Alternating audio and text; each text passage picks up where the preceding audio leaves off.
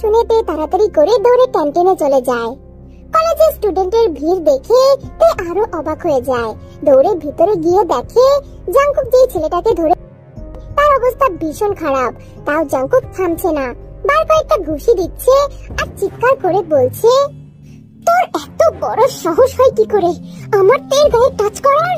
দ্বিতীয়বার যদি তোকে তের ধারের কাছেও দেখি একদম এখানে দেব। Got it? তে দাঁত শক্ত করে জাংকুকের সামনে যায়, শান্ত গলায় বলে, ভাইয়া অনেক হয়েছে, এখন থামো। জাংকুক তের দিকে তাকায়। তের চোখে জল দেখে জাংকুক উৎসুক হয়ে তের গাল দুটো ধরে জিজ্ঞাসা করে, তে কি হয়েছে সোনা? কান্না করছিস কেন? আমাকে বল, আবার কি কেউ তোকে ডিস্টার্ব করেছে? তুই শুধু আমাকে, ভাইয়া প্লিজ, সবাই দেখছে, আমাকে ছাড়ো। না, তুই আগে বল তোর কি হয়েছে, কান্না করছিস কেন? তে উপায় না পেয়ে জাংকুকের হাত ধরে সেখান থেকে নিয়ে চলে যায়। ভাইয়া অনেক হয়েছে, এসব কি করো তুমি রোজ?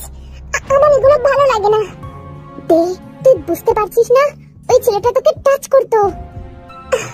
আচ্ছা ঠিক আছে, অনেক হয়েছে, আমি বাড়ি যাব, আমাকে বাড়ি দিয়ে আসো। জাংকুক আর কথা বাড়ায় না, বাইক স্টার্ট দেয় আর তাকে বাড়িতে পৌঁছে দেয়।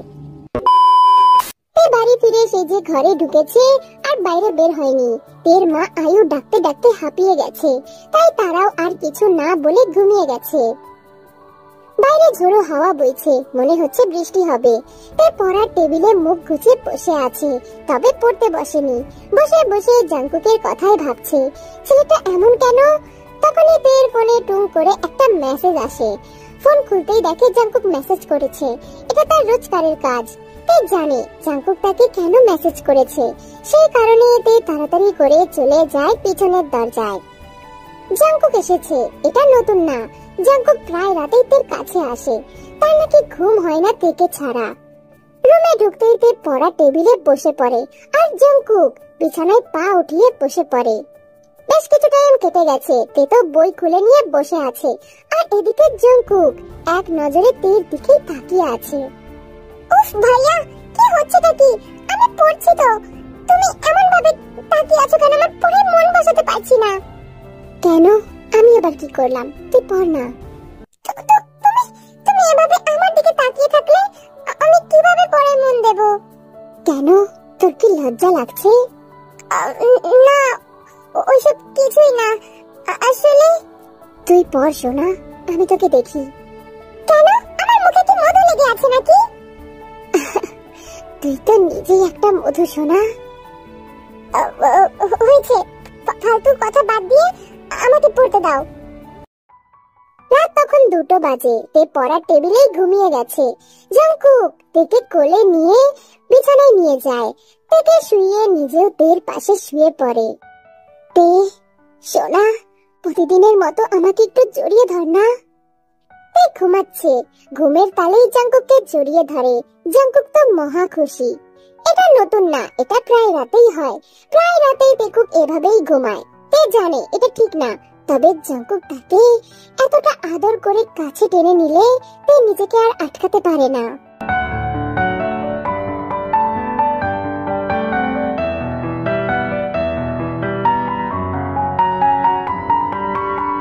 আরে তেমা, কেমন আছিস? হ্যাঁ পিসিমণি, ভালো আছি। তুমি কখন আসলে? এই তো মা, এই মাত্র। আচ্ছা তুই ঘরে যা। রাতে খাওয়ার টেবিলে তে হবি সবাই মিলে ডিনার করছে। আয়ু হঠাৎ করে বলে ওঠে, বলছি শোনো না, মেয়ের তো বয়স হচ্ছে, তাই আমি ভেবেছি এখন ওকে বিয়ে দেওয়া উচিত। বিয়ের কথা শুনে তে আকাশ থেকে পড়ে, হবির দিকে তাকিয়ে অপেক্ষা করে তার বাবা কি বলবে। কোন ছেলে দেখছো আমার মেয়ের জন্য? আরে তোমারই বোনের ছেলে। ও জাংকুক। এটা শুনে তে আরো অবাক হয়। জাংকুকের সাথে বিয়ে দেবে? তে কিছুতেই ওই সাইকোটাকে বিয়ে করবে না, না কিছুতেই না। মা, তুমি এসব কি বলছো নাকি? আর আমি এখন বড় হয়েছি, তাই আমারও একটা মতামত আছে। আর আমি শুধু জাংকুক ভাইকে ভাই মনে করি, আর কিছুই না। আমি ওনাকে বিয়ে করব না। মেয়েটা না দিন দিন একদম বেয়াদব হয়ে যাচ্ছে। আয়ু, আমার মেয়ের মতামত ছাড়া আমি কোথাও ওকে বিয়ে দেব না।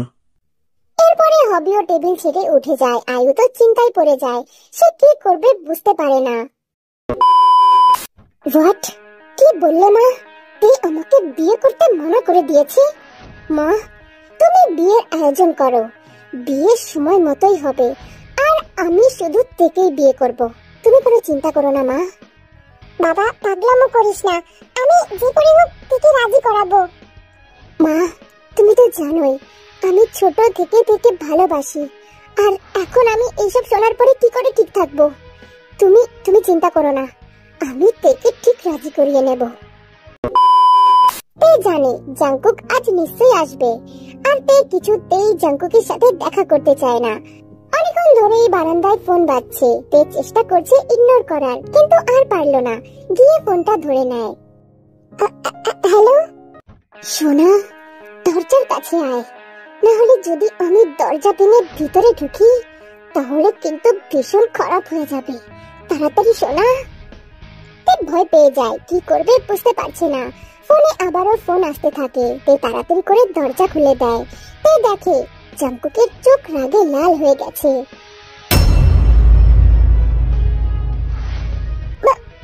ভাইয়া, তুমি এত রাতে?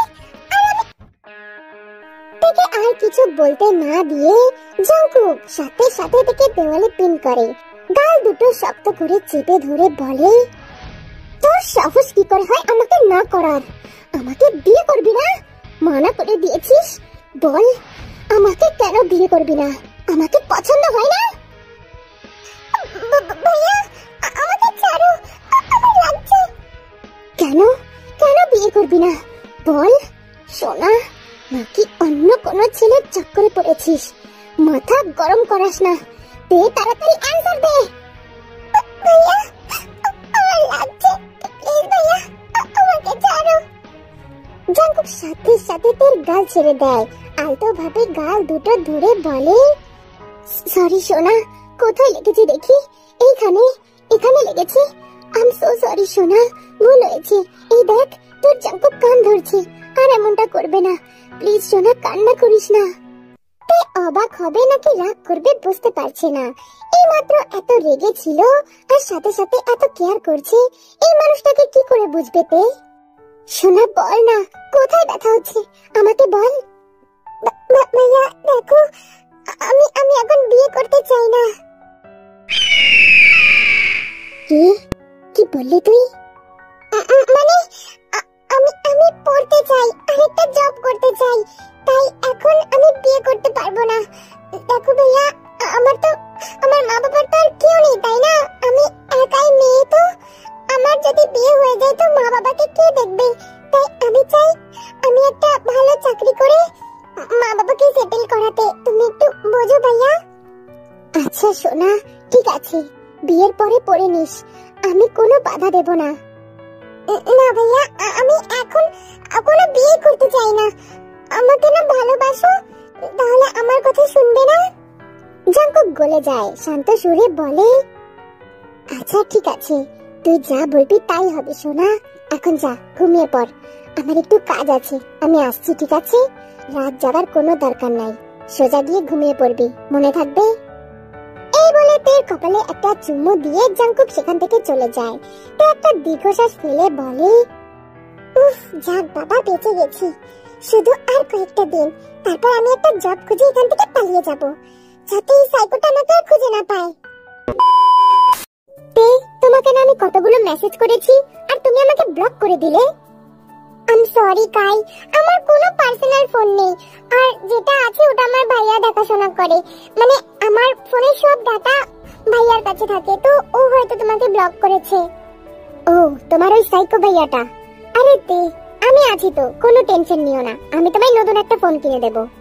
হ্যাঁ সত্যি? কিন্তু তোমায় আমার সাথে যেতে হবে। কিন্তু কোথায়? আরে গেলেই বুঝতে পারবে, অনেক সুন্দর একটা জায়গায় নিয়ে যাব, সারাদিন ঘুরবো আর আনন্দ করব, আর তোমার ফোনটাও কিনে নিয়ে আসবো, হবে? কিন্তু বাড়িতে কি বলবো? বলবে একটা ফ্রেন্ডের বার্থডে ছিল, আর ওদের বাড়িতে যাবে। আচ্ছা ঠিক আছে কাই, এখন আমি আসছি, আর একটু থাকো না তে। আচ্ছা ঠিক আছে, আর একটু। কায়ের সাথে তের পরিচয় হয়েছিল ফেসবুকে, তারপর তারা দেখা করে, আর এখন তারা অনেক ভালো বন্ধু। মাঝে মাঝেই তারা দেখা করে, আর এটা জাংকুক জানে না। কথা মতো তে পরের দিন রেডি হয়ে চলে যায়। জাংকুক সহ সবাইকে মিথ্যে কথা বলে এসেছে, এমনকি ফোনটাও বাড়িতে রেখে গেছে যাতে জাংকুক বারবার ফোন না করে। কাই গাড়ি নিয়ে দাঁড়িয়ে আছে, তে গিয়ে গাড়িতে উঠে পড়ে আর সাথে সাথে পিছন থেকে কয়েকটা ছেলেদের মুখ চেপে ধরে আর তে ওখানেই অজ্ঞান হয়ে যায়। বস, মেয়েটা কিন্তু অনেক সুন্দর, বিক্রি করলে কিন্তু অনেক টাকা পাবো। এই জন্যই তো এত করে নিজের জালে ফাঁসিয়েছি। এখন বেশি কথা বলিস না, তাড়াতাড়ি নিয়ে চল, আমাদের টাইম নষ্ট হচ্ছে। দুপুর থেকে রাত হয়ে গেছে, এখনো তের কোনো খোঁজ নেই। জাংকুক তো 1000 বারের বেশি ফোন করেছে কিন্তু তে ফোন ধরেনি। শেষমেশ আর না পেরে জাংকুক তেদের বাসায় চলে আসে। মামনি, তে কোথায়? তে তো ওর কোন বান্ধবীর জন্মদিনে গেছে। কি? হ্যাঁ, কিন্তু এত রাত হয়ে গেল তাও মেয়েটার কোনো খোঁজ নেই, তুই তো দেখ না বাবা। আচ্ছা, ওর ফোন কোথায়? ফোন তো দেখলাম বাড়িতেই। কি বলছো কি মামনি, তুমি ওকে একা একা যেতে দিয়েছো কেন? সে কি, ও যে বললো তুই নাকি ওকে নিয়ে যাবি, তাই তো আমি আর কিছু বললাম না। জাংকুকের তো রাগে মাথা নষ্ট হয়ে গেছে। একে তো তে তাকে মিথ্যে কথা বলেছে, তার উপর আবার এখন কোথায় আছে সেটাও জানে না। তাড়াতাড়ি করে বেরিয়ে পড়ে তের খোঁজে। জাংকুক প্রায় 1 ঘন্টা ধরে তেকে খুঁজেই যাচ্ছে কিন্তু এখনো কোথাও খুঁজে পায়নি। চিন্তায় তার মাথা কাজ করছে না। ও শিট, তে কোথায় তুই সোনা? তোকে আর কোথায় খুঁজবো? প্লিজ আমাকে ছাড়া দূরে যাস না, তোর জাংকুক যে শেষ হয়ে যাচ্ছে। হঠাৎই জাংকুকের কিছু একটা মনে পড়ে আর নিজের ফোন বের করে সমস্ত চ্যাট পড়তে থাকে। আমাকে ছেড়ে দাও প্লিজ, কায়ের বাচ্চা, আমাকে ছাড়। আরে বাহ, তুমি থেকে সোজা তুই। বলে নে, শেষবারের মতন বলে নে, এরপরে তোকে এমন জায়গায় পাঠানো হবে যেখান থেকে তোকে কেউ আনতে পারবে না। তোকে তোকে আমি বিশ্বাস করেছিলাম, আর তুই? তাই সাথে সাথে এসে তোর গাল দুটো চেপে ধরে আর চিৎকার করে বলে, এতদিন অনেক ঘুরিয়েছিস তোর পিছনে, এখন আমার পালা। তোর পুরো শরীরে যদি আমি... পুরো কথা শেষ করতে পারলো না কাই, সাথে সাথে মুখে একটা ঘুষি মারে জাংকুক। কাই তো জাংকুককে দেখে অবাক, সেখানে কিভাবে আসলো? তুই তুই এখানে কি করে এলি? তুই হয়তো নিশ্চয়ই তোকে বলেছে ওর ফোনের সব ডাটা আমার কাছে থাকে, তাই তোরা কি কথা বলিস না বলিস আমি সব জানি। আর তুই অনেক বোকা, না হলে কেউ মেসেজে বলে ওকে কিডন্যাপ করে কোথায় রাখবি? তুই তো জায়গাটা অলরেডি বলে দিয়েছিস। তোকে তোকে তো আমি আজকে শেষ করে ফেলবো। বলে জাংকুককে দুজনের মধ্যে ভীষণ মারামারি লেগে যায়। আর এদিকে তে, সে তো গুটি সুটি হয়ে বসে আছে আর কান্না করছে।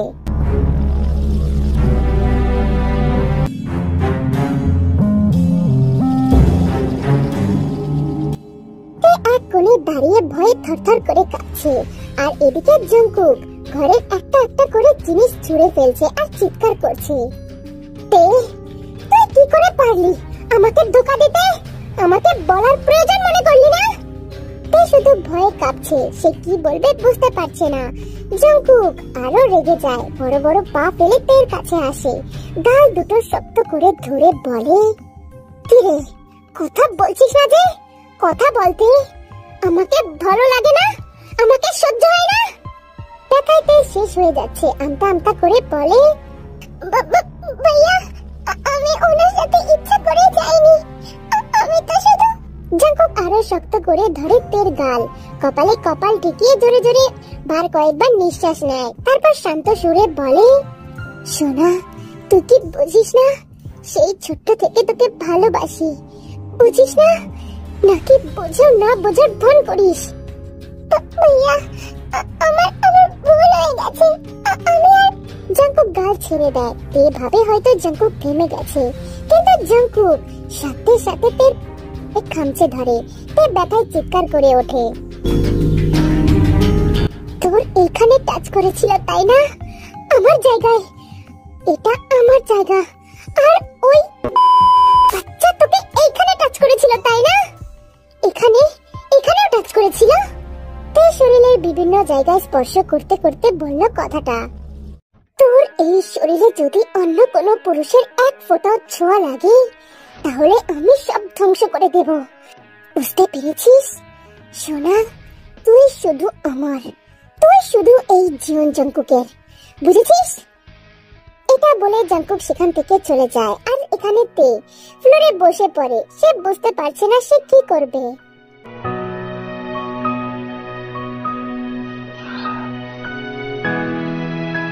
তখন মাঝরাত, তে গভীর ঘুমে আচ্ছন্ন। দরজার হালকা আওয়াজে তে নড়ে ওঠে। জাঙ্কুক এসেছে তার কলিজাটাকে দেখতে। কত কষ্টই না দিয়েছে তাকে আজ। তাকে না দেখে থাকা তার পক্ষে অসম্ভব ব্যাপার। জাঙ্কুক আস্তে আস্তে তের কাছে আসে। কপালে হাত দিতেই বুঝতে পারে তে ঠান্ডায় কাঁপছে। জাঙ্কুক বুঝতে পারে তের জ্বর এসেছে। সোনা, তে পাখি, সোনা তোর কি খারাপ লাগছে? জাঙ্কুক অনেক সরি। জাঙ্কুক আর কখনো এমন করবে না। দেখ পাখি, তোর জাঙ্কুক অনেক সরি। তোর কি খুব খারাপ লাগছে? তে চোখ খুলে তাকায় না। অমন অবস্থায় আমতা আমতা করে বলে, ভাইয়া আমাকে বাঁচাও, ভাইয়া ওরা খুব খারাপ, ভাইয়া ওরা আমাকে কোথায় নিয়ে যাবে? জাঙ্কুক বুঝতে পারে তে জ্বরের ঘোরে এসব বলছে আর স্বপ্ন দেখছে। জাঙ্কুক কি করবে বুঝতে পারছে না। সাথে সাথে নিজের তের কম্বলের নিচে চলে যায় আর তেকে শক্ত করে জড়িয়ে ধরে। তের শরীর বরফের মতো ঠান্ডা, সেটা জাঙ্কুক ভালোভাবেই উপলব্ধি করতে পারছে। বেশ কিছুক্ষণ পরও যখন তের জ্বর কমে না, তখন জাঙ্কুক একটা কাপড় আর জল নিয়ে আসে আর জল পট্টি দিতে থাকে। ভোরের কুয়াশা ভরা সকাল। তখন তে পিটপিট করে তাকায়। জ্বরের রেশ এখনো কমেনি, বেশ খানিকটা আছে। চোখ খুলে পাশে তাকাতেই দেখে জাঙ্কুক খাটের উপর হেলান দিয়ে শুয়ে আছে, হাতে তার ভেজা কাপড়। তে বুঝতে পারে জাঙ্কুক সারা রাত তাকে জল পট্টি দিয়েছে। তে মৃদু হেসে জাঙ্কুককে ডাকে, জাঙ্কুক ভাই, ভাইয়া। জাঙ্কুক তাড়াহুড়ো করে উঠে পড়ে। আগ্রহ মতো ভাবে জিজ্ঞাসা করে, কি হয়েছে তে? সোনা তোর কি খারাপ লাগছে? এখনো কষ্ট হচ্ছে? আচ্ছা তাহলে আমরা ডাক্তারের কাছে যাই। না তাহলে? ভাইয়া আমি ঠিক আছি, শুধু আমাকে একটু ওয়াশরুমে দিয়ে আসো না, আমি ফ্রেশ হব। জাঙ্কুক মৃদু এসে তেকে কোলে তুলে নেয়। জাঙ্কুক তেকে ওয়াশরুমে নামিয়ে নিজেই তেকে ফ্রেশ করে দিতে থাকে। তবে তে মানা করে, ভাইয়া আমি পারবো। আচ্ছা সোনা ঠিক আছে, আমি বাইরেই আছি, কোনো প্রবলেম হলে আমাকে বলিস। তারপর জাঙ্কুক বাইরে চলে যায়। তে আয়নার সামনে দাঁড়িয়ে বোঝার চেষ্টা করে এসব তার সাথে কি হচ্ছে। তে কখনোই জাঙ্কুকের এই রূপ দেখেনি। এতদিন শুধু দেখেছে ভালোবাসার মধ্যে রাগ আর জেদ, তবে এত কেয়ার আর ভালোবাসাতে প্রথমবার দেখছে। তের খুব ভালো লাগছে, মনে হচ্ছে এখানেই যেন থেমে যাক জীবন। কি বলছেটা কি হবে ভাই? আমি আগেই জানতাম তোর ছেলে একটা সাইকো। না জানি আমার মেয়েকে কোথায় নিয়ে গেছে। হবি ভাই, আমার ছেলে থেকে ভালোবাসে। এটা কোনো ভালোবাসা না, এটা পাগলামো। ছোটবেলা থেকে সবসময় আমার মেয়েকে শাসনে রেখেছে, তাতে আমি কোনো মানা করিনি, কিন্তু আমার মেয়েকে কোনোদিন কোনো ফ্রিডম দেয়নি। জিন, তোর ছেলেকে বলে দিস আমার মেয়েকে যেন আমার বাড়িতে দেখতে পাই। এই বলে হবি সেখান থেকে চলে যায়। হবি প্রথম থেকেই জাঙ্কুককে খুব একটা পছন্দ করে না, শুধুমাত্র তের কারণে। কারণ হবি চাইতো তার মেয়েকে একটু ইন্ডিপেন্ডেন্ট করতে, কিন্তু জাঙ্কুক ছোট থেকেই তাকে নিজের মতো করে রেখেছে। আর আজ তো জাঙ্কুক মাত্রায় ছাড়িয়ে ফেলেছে। এর শেষ দেখে ছাড়বে হবি। তার মেয়ে না চাওয়া অবধি সে কিছুতেই এসব মেনে নেবে না। কেটে গেছে বেশ কিছুদিন। টেকুকরা যে বাড়িতে ছিল এখনো সেখানেই আছে। বাড়িটা জাঙ্কুকের একটা বন্ধু, আর সেই বন্ধুর সাথে দেখা করার জন্যই বাড়ি থেকে বেরিয়েছে। কিন্তু সেই সকাল থেকে রাত হয়ে যাওয়ার পরও জাঙ্কুক বাসায় আসছে না। তে তো চিন্তায় শেষ। তে বিছানার এক কোনায় গুটিসুটি হয়ে বসে আছে। তার ভীষণ ভয় লাগছে। একেই তো সে একা একা, তারপর আবার জাঙ্কুকও আসছে না। তের শুধু মনে হচ্ছে কাল হয়তো এখানেও চলে আসবে। মনের ভিতর ভয়গুলো এখনো ভর করে আছে। তখনই দরজার বেল বাজে। তে ছুটে চলে যায়। জাঙ্কুক এসেছে এটা দেখে তে শক্ত করে জড়িয়ে ধরে জাঙ্কুককে। ভাইয়া তুমি কোথায় ছিলে বলো তো? এত দেরি করলে কেন? জানো আমি কত ভয় পেয়েছিলাম। কোথাও যাইনি তো সোনা, একটু কাজ ছিল। তে জাঙ্কুককে ছাড়ে না, অমন ভাবেই ধরে দাঁড়িয়ে থাকে। যখন তে বুঝতে পারে সেটা কি করছে, তখন তে জাঙ্কুককে ছেড়ে দূরে দাঁড়ায়। এই নে, এটা ধর, আর এটার ভিতরে একটা শাড়ি আছে, যা গিয়ে পরে আয়। কিন্তু জাঙ্কুক ভাই, শাড়ি দিয়ে কি হবে? বেশি কথা না বলে যা বললাম তাই কর। জাঙ্কুক তো বললো শাড়ি পরতে, কিন্তু তে তো শাড়ি পরতে পারে না। শরীরে অর্ধেক শাড়ি গুজে জাঙ্কুককে ডাকতে থাকে, ভাইয়া, ও ভাইয়া। কি হয়েছে সোনা? দেখো না, আমি তো এটা পরতেই পারছি না। জাঙ্কুক সামনের দিকে তাকাতেই এক অপূর্ব দৃশ্য ভেসে ওঠে। সামনে তার শখের নারী, তার উপর আবার তার ফর্সা ফর্সা মুখটা ভার করে দাঁড়িয়ে আছে। জাঙ্কুকের ইচ্ছা করলো গিয়ে একটু আদর করতে, কিন্তু মনকে সংযত করে দেখে বলে, আচ্ছা ঠিক আছে, আমি পরিয়ে দিচ্ছি। জাঙ্কুকে যে খুব একটা ভালো শাড়ি পরাতে পারে এমন না, সেও ভালো পরাতে পারে না, সে শুধু চেষ্টা করে যাচ্ছে। আরে ভাইয়া, অমন না, দুহাত দিয়ে শাড়িটা ধরো, তারপর কুচি করো। নিজেই যখন পারিস আমাকে বললি কেন? আরে আমি তো শুধু দেখেছি, কিন্তু আমি নিজে পরিনি তো কোনোদিন। আচ্ছা ঠিক আছে, তুই বলে দে, আমি পরিয়ে দিচ্ছি। তে বলে দিচ্ছে আর জাঙ্কুক এদিকে শাড়ি পরিয়ে দিচ্ছে। তে, এটা এখন কি করব? এটা পেটে গুজতে হয়। ও আচ্ছা, তাহলে করে দি। একেই তো। যখন জাঙ্কুকের শক্তপোক্ত হাত স্পর্শ হয়, জাঙ্কুকের ফিল হলো এটা অনেক নরম। জাঙ্কুকের ইচ্ছা করলো আর একটু ছুঁয়ে দেওয়ার। জাঙ্কুক সাথে সাথে দুই হাত দিয়ে তেল ছড়িয়ে ধরে।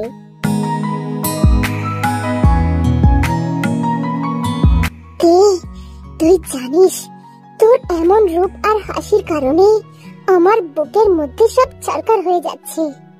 তে, আমার দিকে তাকা।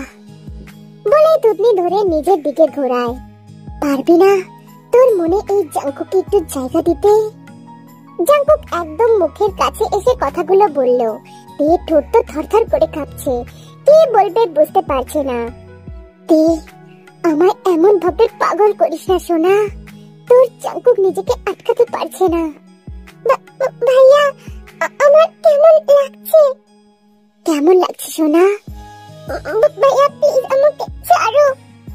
আচ্ছা ঠিক আছে, এখন ছেড়ে দিচ্ছি, কিন্তু একটু পর আর ছাড়বো না।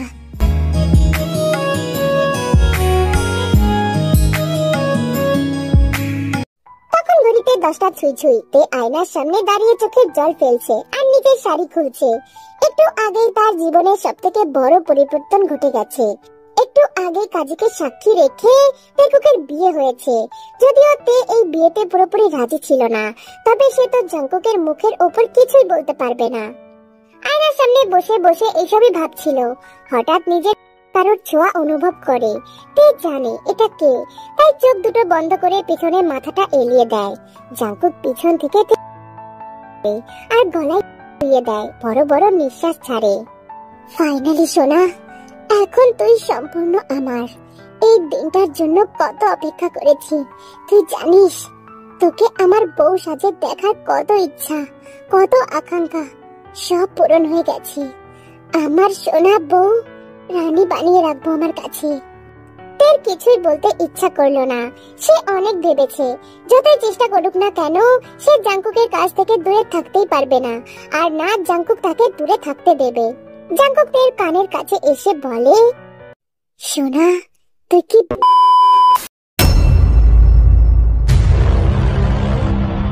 কি হলো বল, নাকি সবকিছু ওই কাইকে দিয়ে রেখেছিস? ভাইয়া তুমি এসব কি বলছো নাকি? কি বলছি, যেটা জিজ্ঞাসা করছি সেটার উত্তর দে। এ হতবাক, জাঙ্কুক তাকে ভালোবাসে, তাহলে কি একটু বিশ্বাস করে না তাকে?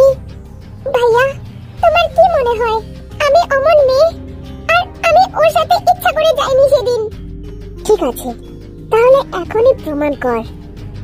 মানে মানে তোর সমস্ত শাড়ি খোল।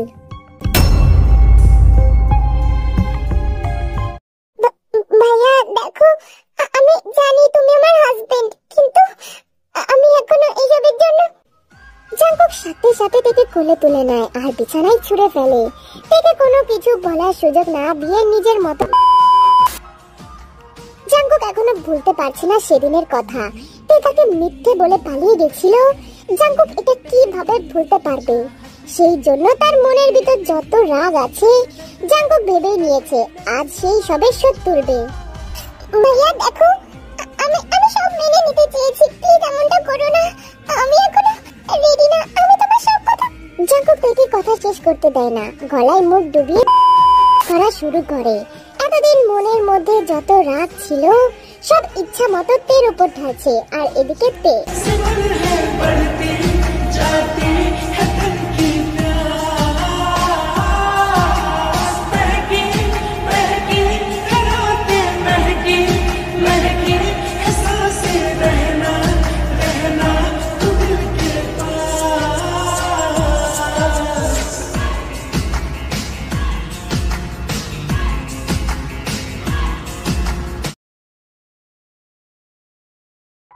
সকালে তের চোখ খুলতে নিজেকে বিছানায় আবিষ্কার করে। শরীরে প্রচন্ড ব্যথা, আস্তে আস্তে উঠে বসে, খেয়াল করে তার পরনে একটা সাদা শার্ট। এটা হয়তো জাঙ্কুকের কথা মনে পড়তেই কাল রাতের কথা মনে পড়ে যায় তের। কাল রাতে তে কখন যে অজ্ঞান হয়ে গেছে সেটা সে নিজেও জানে না। ব্যথা শরীর নিয়ে ওয়াশরুমে চলে যায়, কিন্তু সে এটা দেখে অবাক, সে তো আগের থেকে ফ্রেশ, হয়তো এটা জাঙ্কুক করেছে। সিঁড়ি দিয়ে নামতে নামতে দেখে জাঙ্কুক রান্না করছে, তারপরেও একটা সাদা শার্ট। এদিকে জাঙ্কুক তেকে দেখা মাত্রই ছুটে আসে তের কাছে আর কোলে তুলে নেয়। ডাইনিং টেবিলে বসিয়ে দিয়ে হাঁটু গেড়ে নিচে বসে পড়ে। তের কোলের ওপর হাত দুটো রেখে বলে, সোনা, তোর ওঠার কি দরকার? আমি খাবার নিয়ে আসছিলাম তো। ভাইয়া, তুমি এসব? আমি ভেবেছিলাম তুই হয়তো আমার সাথে চিট করছিলি, কিন্তু কাল রাতে আমি বুঝে গেছি সোনা। সরি সোনা, অনেক কষ্ট দিয়ে ফেলেছি, বল। জান, পারবি না তোর এই জাঙ্কুককে ক্ষমা করতে? তে কিছু বলে না, শুধু জাঙ্কুকের দিকে তাকিয়ে থাকে। আচ্ছা আচ্ছা ঠিক আছে, এখন কিছু বলতে হবে না, তুই এখানে বস, আমি খাবার নিয়ে আসছি, ঠিক আছে? তারপর জাঙ্কুক তের জন্য খাবার নিয়ে আসে আর নিজের হাতে খাইয়ে দেয়। সারাটা দিন এভাবেই কেটে যায়। জাঙ্কুক আজ একটা মুহূর্তের জন্য তের কাছ থেকে দূরে সরেনি। তের যা প্রয়োজন সেসব নিজে করেছে। তখন সন্ধ্যা হয়ে গেছে। লিভিং রুমের সোফায় তে জাঙ্কুকের বুকে মাথা দিয়ে ঘুমাচ্ছিল। হঠাৎ কলিং বেল বেজে ওঠে। তে, সোনা তুই একটু বস, আমি দেখে আসছি কে এসেছে, ঠিক আছে? জাঙ্কুক দরজা খুলতেই পুরো অবাক, কারণ সামনে দাঁড়িয়ে আছে টেকুকের ফুল ফ্যামিলি। সবার চোখে রাগ আর অভিমান। তে মাথা নিচু করে বসে আছে, সামনে তের বাবা মানে হবি, আর তার পাশেই জাঙ্কুকের বাবা মানে আরএম। এক কোনায় আয়ু আর জিন মুখে কাপড় দিয়ে কান্না করছে, আর এদিকে জাঙ্কুক দুই হাত গুজে এক পলকে তের দিকে তাকিয়ে আছে। মা তুই ঠিক আছিস? তে কোনো কথা বলল না। হবি আবার বলে, কোনো চিন্তা করিস না তে মা, আমি তোর সাথে আছি, আর এই সাইকোটার সাথে তোর থাকতে হবে না, আমি আজই তোকে এখান থেকে নিয়ে যাব। এই কথা শোনার পরেই জাঙ্কুকের চোখ জলে ছলছল করে ওঠে আর অপেক্ষা করে তের উত্তরের জন্য। মা, আজ আমি তোকে একটা সত্যি কথা বলি। হ্যাঁ মানছি আমার ছেলেটার একটু রাগ বেশি, সে পাগলামি করে, কিন্তু বিশ্বাস কর মা, আমি ওকে কোনো দিন দেখিনি কারোর জন্য এমন করতে। তুই শুধু একমাত্র নারী যার জন্য আমার ছেলেটা এত পাগল। সে ছোট থেকে তোকে ভালোবাসে, আর ছোট থেকে যা করেছে সব তোকে হারানোর ভয় করেছে মা। তুই এমন কোনো কাজ করিস না যাতে আমার ছেলেটার মন ভেঙে যায়। নামজুর মশাই, আপনি এভাবে আমার মেয়েকে জোর করতে পারেন না। ও উত্তেজিত হচ্ছে, ও যেটা নিজের ইচ্ছায় বলবে সেটাই হবে। বল মা, তুই কি চাস? একটা দীর্ঘশ্বাস ফেলে একবার জাঙ্কুকের দিকে তাকায়। জাঙ্কুকও তার দিকে ছলছল চোখে তাকিয়ে আছে, তার চোখে যে ভীষণ আকাঙ্ক্ষা। তে নিজের বাবার দিকে তাকিয়ে বলতে থাকে, বাবা, ছোটবেলায় যখন ভাইয়া আমাকে বকতো আমার ভীষণ রাগ হতো, মনে হতো যেন ওনার কাছ থেকে অনেক দূরে চলে যাই। কারোর সাথে মিশতে দিত না, কোথাও যেতে দিত না, কারোর সাথে কথা বললে থাপ্পড় মারতো। ভেবেছিলাম ভালো একটা জব পেলে এখান থেকে মা বাবাকে নিয়ে অনেক দূরে চলে যাব। অনেক হেট করতাম জাঙ্কুক ভাইকে, কিন্তু এখন যখন বড় হয়েছি আস্তে আস্তে বুঝতে শিখলাম ভাই যা করছে আমার ভালোর জন্য করছে। তারপর থেকে আমি আর তাকে মানা করতাম না, তার কথা শুনতাম, সব শুনতাম।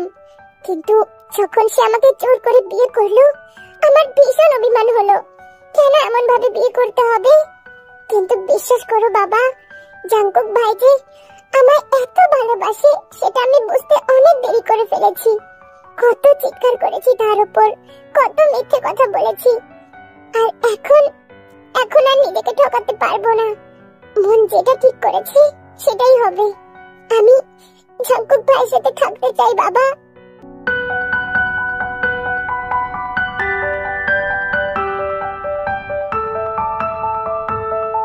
এই কথা শুনে সকলেই খুশি হয়ে যায়। হবিও মেয়ের কথায় দ্বিমত করে না, সবকিছুই মেনে নেয়। তে জাঙ্কুকের দিকে তাকিয়ে মুচকি হাসি দেয়। জাঙ্কুকের চোখে এখনো জল ছলছল করছে। তে ভাবে এই মানুষটা বাইরে থেকে যতটা গম্ভীর আর রাগী, ভিতর থেকে ততটাই নরম আর দয়ালু।